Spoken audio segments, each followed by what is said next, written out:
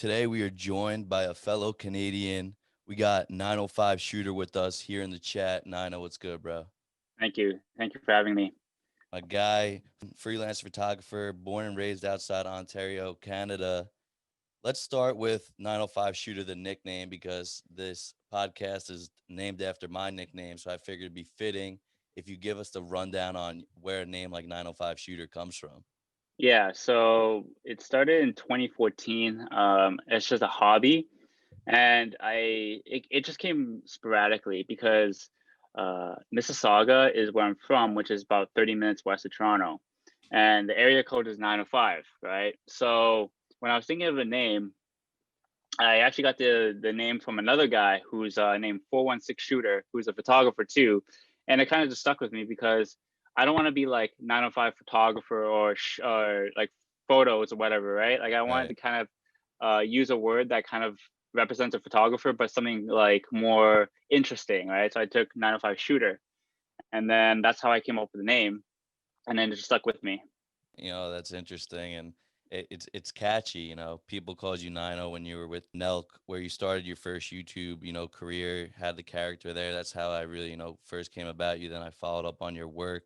Let's go back to your time with NELK, the YouTube sensation right now. Where did you first start, with them? How did you come in contact with them? How'd that ball get rolling? Yeah, so it started in 2016. But before 2016, I actually knew Kyle in high school, and so we graduated together. But I didn't really know him that well. Like I didn't like chill with him, or I didn't like really talk to him like on a personal level. It was more just acquaintances, right? And then when I started doing photography, and I saw that he started doing his YouTube channel, and it started to grow even more. I reached out to him like, hey, like, would you want me to take some photos for you, right? And if a lot of people know my story, like I used to work at Walmart, so it was like my full-time job, and doing the photography was like my part-time like hobby.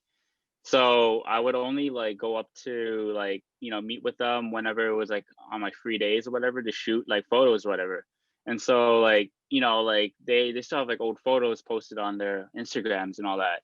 And then I was asked by Kyle, like, hey, do you want to start filming us? Because we need a filmer to like kind of start filming instead of us like vlogging, like, just a first person. We wanted like a third person perspective, right? Right. So I started filming a couple videos like part time. And then in 2017 is when I went full time with them. And then that's how I started with NELK, basically. So tell me, in high school, what did people first think, you know, your peers coming from where you went to high school, of Kyle when he first started the YouTube page? Did he have a big following at first, or is something that took time? It definitely took time because he started in 2010, and even then, like he started with. I mean, I followed the channel like from the beginning, right? So he would always post like skits and all that with his friends and all that, and I, you know what I mean? Like you don't really know how any YouTube channel starts, like not Right. just like their channel, but your channel or like anyone else's. Like they don't know how big it could grow, and so it didn't start growing until maybe like 2014 is when I, noticed that they started to climb a bit more. And then when I joined, is kind of like was like I guess sort of the turning point of like where like you're just at the minimal to like kind of gaining success. Yeah. And you know what I mean? Then I think in 2019 is when it started to like really take off to like where like the channel started growing way bigger than we ever expected at the time, Yeah. right? And obviously it's still going really strong right now. Now, you were a photographer, you said, but when you got thrown into this video role, how did you handle that? Were you familiar with video and being a videographer, or were you more on the photography side? So yeah, that's a good question because a lot of people like a lot of people would think that I'm like more of a videographer, but I actually was starting with photography as my whole you know career as a creator and all that.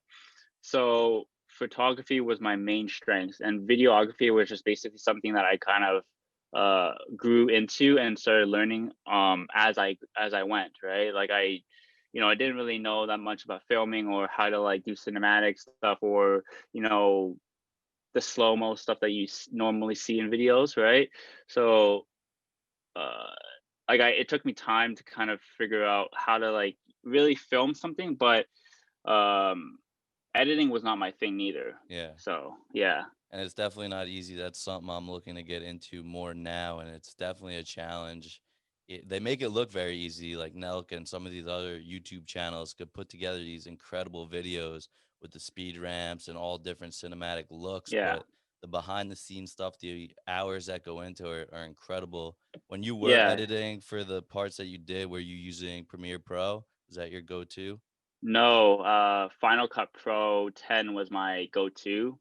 I know some people use Premiere as a different option, but Premiere, no, sorry, Final Cut was my go-to just because it was more easier to use. It was more like user friendly. I mean, Premiere is more advanced where like, it's like the little things that you do with editing that Right. like makes it more like challenging for me.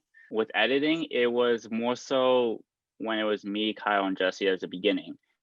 So when I started, it was just them two, and then I became the third member, like the very first member to join NELK, right? And since then, like there's been like a lot of other people that joined, but for the first, I want to say year and a half, it was just traveling everywhere, filming, editing, producing everything, right? So we all had different tasks to do, but it was more challenging when it was just us three because we didn't have a support system like they do now. Yeah.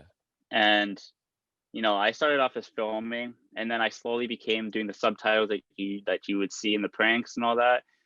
And then I eventually started to edit like the vlog part, Yeah. right? And Kyle would edit the prank part.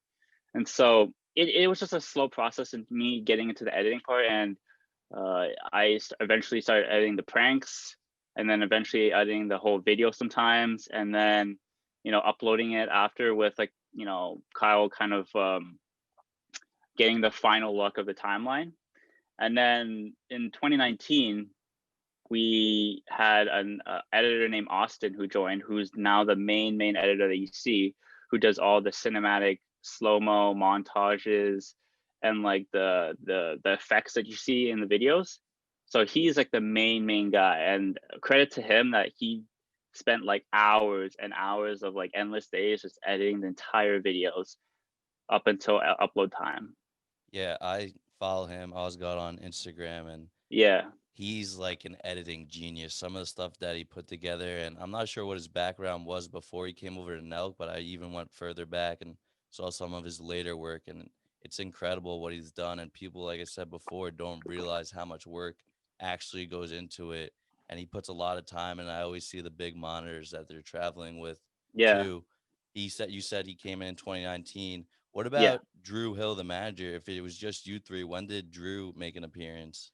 Everyone, I want to say like everyone that through now, like the main guys like Alex, the editor, Adrian the filmer, Austin the film and editor, there's Drew, there's Clay, there's Jason, all of these guys, and Steve, like they all came in 2019 as a main member of NELK, and spurts throughout the videos or like behind the scenes type of thing, right? And it was mainly like, I guess you could say like Kyle, Jesse, Steve, and all them that were the on-screen camera at the time, who, did all the pranks and all that. And I was just more behind the scenes type of thing at the time. Right. So all of those guys joined when we were in the Cloud House in 2019, and we lived there for about 6 months. So that was like a good experience where like I got to have a feel of LA and meet all these influencers and kind of get into the scene of what YouTube life was. You know what I mean? Yeah.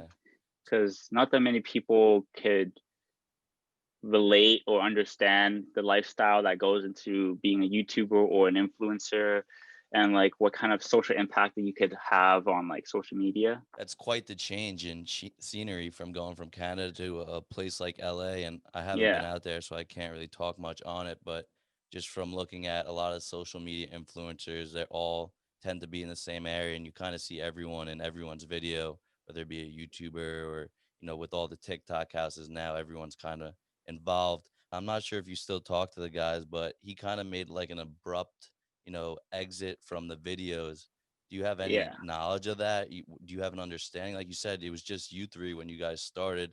So I figure you guys were pretty close and could kind of give us a picture of what maybe happened between him and Nelk. Just like I do occasionally like talk to them here and there, Right. but I don't really like, you know, talk to them on a daily basis like that. As far as I know, from what I've seen, he was kind of not really feeling the whole, you know, prank stuff. I think he does more of like the business side of things. I'm not gonna like, I don't know too much about it, but from what I've known from Kyle, he actually said it somewhere like on a Twitch stream or something like that. I think that he just kind of wants to do behind the scenes of like the branding stuff, Right. like the marketing and like the merch stuff. So that's all I know. Yeah. Um, I Yeah. don't really keep up with them that much. So Yeah. yeah. Like you got your own future going now and you got the photography. What is a day to day in the life of your, craft to look like? What are you up to now? I see you're always uploading pictures. What does your job consist of now? Well, last year it was very difficult because of the pandemic, the quarantine. So for the like for the first couple months of quarantine, I couldn't really do much. Like I just sat at home because nothing was open. No one was really like you know wanting to go out and kind of be in with Yeah. around people and all that. So a lot of us were scared, right? But it's hard when you're doing everything digitally because everything's online and like the only possible way of like actually making an income or you know doing a collaboration with some brands is through digital sense though. So that was a challenging part of actually becoming a full-time freelancer, especially doing it at a time when it just started. You know what I mean? Because Yeah. I started last year as a full time photographer, freelancer, and for the first 3 months it was going okay because like I traveled to the Philippines. I did a couple jobs here and there for a couple people, and I met a couple of other influencers or sort of people that kind of would help me in their spaces that they do. But then right after that, it just quarantine happened in mid March, and I just stopped everything from what I was planning to do. Would you Yeah. think about moving back to LA or are you content with staying in Canada? I've been to Canada once before when I was younger, so I'm not very familiar with the area, how the situation is right now with the pandemic.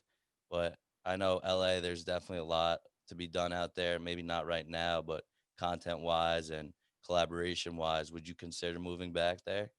Honestly, it all depends because whenever I want to go somewhere, like if I was to move to a different country or a different city, like it would have to make sense to me because I don't want to just go back. Personally, I don't want to go back to LA just to go back and like Right. try to relive like a past life that I had, right? Because like people change, like they don't want to like go back to the same routines that they go back to, or if they're not really, passionate about doing that type of stuff, they want to move on to different avenues and like, start something new, right? So if I did go back, it wouldn't be for YouTube or like, all of that like content creation. It would be more for like either for like a work job or just to travel and experience LA again as a photographer mainly, and that's my main focus.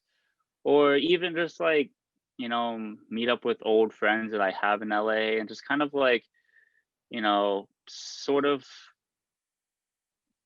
bring out my influence somehow with their influence too, kind of have a Yeah. collaboration, that's Yeah. what I kind of would maybe hope to do in the future, like photo shoots with influencers that I know, friends that I know there, you know what I mean? Kind of broaden my brand somehow because that's what I want to do right now is kind of have an audience that is, following me for my photography and not just because of my character before because I was in NELK. And I Sure. understand that a lot of people still follow me because of NELK, but I don't want people following me just because they're expecting something different now or me to change for them. You know what I mean? Yeah. Like, if you don't like my content, if you don't like me on a lot of different occasions, where I don't want people to kind of start throwing hate at me or keep like commenting shit like that, like doesn't matter to me, because at the end of the day, like what benefits you? You know what I Yeah. mean? And that's what kind of is troubling, I guess, with social media, is that people kind of act like they know you or they expect to be your friend. Yeah. You know what I mean? Like, it's very challenging for people to kind of differentiate, like separate personal side and from like business side. You know what I mean? No, 100%. And I always say the people who are commenting the negative stuff, they have internal problems within their own Yeah, mind. They have their own things going on. They need to take it out on someone. And some of these younger kids too, or people who are following, say your past and now feel like they say they know you and think they know you, but they don't know yeah, what goes on behind the camera, that the camera's not always rolling. And it's sometimes it could be an act in front of the camera, so they don't know you personally. I want to jump into the equipment. I'm curious to know what you're using equipment wise, if you're a yeah. Sony, Nikon, Canon. So my gear is Canon 5D Mark III with a 24 to 70 f 2.8 lens, 50 millimeter 1.8 lens, and a 70 to 200 millimeter f 2.8 lens. So the 50 millimeter is just like a prime lens, you call it, and it's mainly for portraits. Then I have, the 24 to 70 is more of like a wide to more closer, like portrait sort of look. And then the 70 to 200 is more for like, what you see photographers shoot at basketball games or concerts or live events sort of things, right? Those are like the big, like heavy white Yeah. lenses that you normally see on photographers. That's my setup. And then I have like a external flash I use. It's like a Yongnuo. It's like a Chinese sort of like flash, sorry, that like you could find on Amazon for like $100. So it's pretty cheap, but um, that's mainly my gear, you know. When you were shooting behind the scenes, would you wouldn't use the same camera you would say for photography, would you? No, so when I was in NELK, we used the Sony A7 III, which is one of the best like full frame cameras that you can use for filming. And personally, Sony is more for filming. It's much more easier to like, autofocus and like just everything in general with filming. It's much more easier with the Sony, but Canon is much more challenging because it's more for photos, in my opinion. Yeah. I've filmed with my Canon camera, and it's much more different and much more harder to film with a Canon because of the autofocus. You traveled to a number of places, and you said you just traveled recently before, the pandemic really kicked in. What was your favorite place that you've been to that you look back and you say, that was a time that I could say I had a great time and, got a lot of memories out of it? Wow, that's a good question because there's so many good places. Like I've traveled to the Philippines, as I said before. I've been to Europe, majority of Europe. I've been to probably three quarters of the U.S. already. So, and parts of Canada. So it's hard to kind of give one city or one place. If I had to pick one though, I think would be um, wow. Yeah, it's not Uh, an easy question. I just didn't know if there was one place that stuck out more than others. Honestly, I want to say Banff. Yeah. Banff, and it's in Alberta, and there's one specific lake called Moraine Lake, which is one of my favorites, like places on Earth. I think. If you've never seen it before, you should definitely look it up. Moraine Lake. Was it hard to come into the United States, getting with visas and stuff like that, or do they make it Yeah. relatively easy going back and forth? No, no. So if you have a work visa, getting in and out of the country is much easier because you have proof to show that like you have a reason to come into this country. But for us, like, I don't know if I should say this, but I will anyways, because um we would have to kind of come up with an excuse to get into the country and say that we're going to this place. Yeah. And so, I don't know, for example, we'd be like, hey, we're going to this country, we're going to this city. We have Airbnb here. Well, what's your reasoning? I don't know, like, we're just on vacation or whatever. And then we end up going there for a couple months, and then we come back, and then like, they don't really say anything because you're going back to your own country. So it's like they're not going to question that too much of like what you're doing or what's your purpose coming back and all that. But getting into the US was much more difficult, especially like if you kind of have to come up with an excuse on the fly. You know what I mean? Yeah, and you guys Yeah. travel. You said you went to a number of different places in the United States. What was that, Yeah. editing like on the fly? Is that tough to do? I'm sure with the Wi-Fi connection too. I know you have to have a solid Yeah. Wi-Fi connection to get good quality to upload to YouTube. How did you handle Yeah. that, doing that on the fly on the road? What we did was whenever we would go to one city, we would film a couple clips, let's say like a prank clip, whatever. Then we would like upload that footage the night of, start editing that if we could. And then while we're traveling to the next city, we will be editing in the car and like have like a hotspot on and just edit like as we go till we get to the next city. And then we start filming again and again. And then, you know, exporting the footage, editing that. And then once we set ourselves in like one specific location, then that's when we just start editing everything together and just like upload that. So what would normally happen is we would upload 3 times a week, which would be a Sunday, a Tuesday, and a Thursday. And so while one video would be uploaded and posted, we would already be in the next city. So like we would like upload a video like the night before and then travel to the next city. So by the time that we're uploading something, we're already filming or like already in a different location.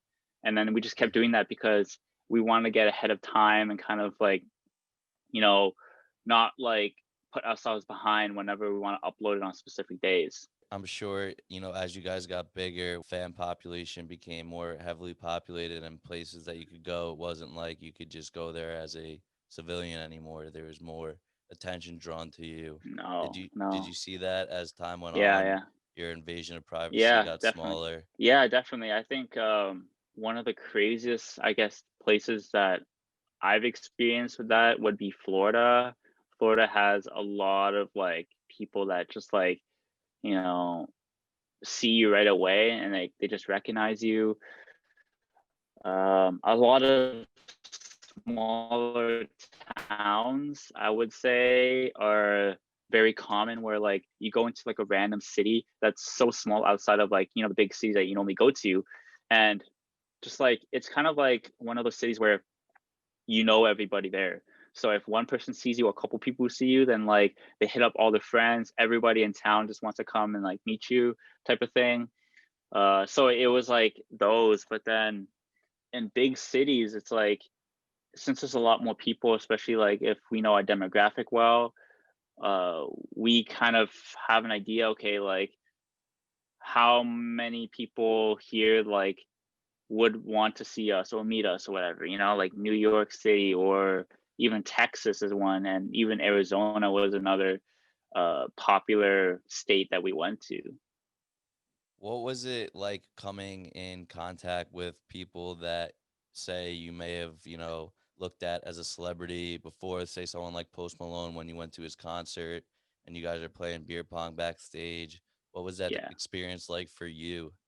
it was different because like, with just anybody that could relate, it takes a while for you to kind of, getting used to the lifestyle and like the recognition that people will yeah, that you will encounter, right? And so it's uh it's it's a kind of a mental thing. I think if you're mentally ready for that type of lifestyle and ready for the people and for the fans and all that, then I think you kind of can make it out of it. But if you're mentally weak, I think it's gonna eat you up. And just like with anything, like it's very difficult to kind of live sort of a celebrity lifestyle because all eyes on you and everybody's watching you. You know what I Yeah. mean? So it's very challenging because you're not just like looking out for yourself, but you're looking out for people who are around you now. That like, like you're not just affecting yourself, but everybody around you, if especially if you have a team. When you're a celebrity or someone with a social figure, you're held to higher standards than the normal person. You know, Exactly. anything you do is going to be looked at worse or better no matter what the situation or occasion is. And Yeah. Kyle on camera, he could be like goofy, but I've heard, he's very serious about the brand and what he does. And I heard a story about when they went to Florida. Steve may have been getting to no good business in the room with a couple other people with cameras and stuff, and he came in and pulled them out. Does he have a very business like mentality when you guys were with them? Because it was just you three at first. Did you guys see this growing to as big as it was when you were with them? Yeah. Like definitely like when we talked, me and Kyle, like when we talked about like how the business like how he wants the business to be in the future, like 5 years ago, right? Like um he definitely was envisioning something like right now.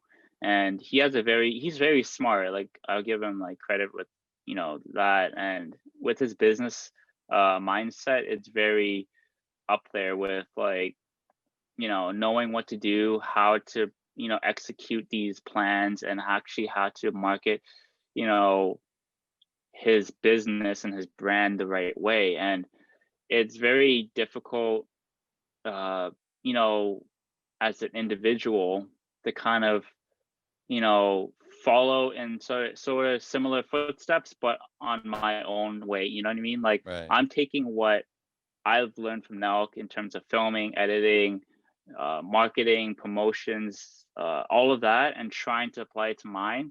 But the difference with me is that I have the smaller outlet to where, I'm just starting up, so I don't have, sort of the connections I have to kind of help myself.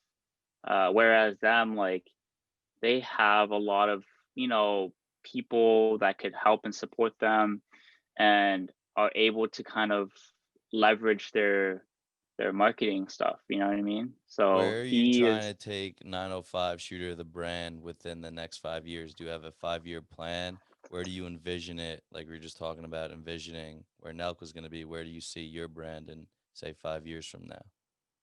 I do want to see like myself being like, a photographer that is well known. Like I want to be recognized as a photographer and somebody who is, good at what they do in terms of, photos. Because I want to like build my brand as somebody that people can trust to take photos of them, like, athletes or, celebrities, influencers, somebody that like, you know, they could like allow me to show them like what I could do for them, because that's my breaking point I think right now, is trying to find just that kind of that breakout moment of, landing a job that like, puts me on like a billboard or like a magazine cover or like like a digital cover, I mean, something Right. that kind of like lets people know that like I am serious about photography. That's my outlook. Like eventually maybe I want to open a studio. I mean, that's something I do wish that I could do, but it's a lot of time, money, and investment for that. Of course. Yeah. Well, Nino, man, this has been great. I appreciate your time, dropping your knowledge. Definitely gave me some knowledge on the, editing, videos, Yeah. cameras, and stuff that I could take with me. We wish you the best of luck in the future. Definitely got to stay in touch. Yeah. Thank you. Yeah. I definitely would want to be back on the podcast someday.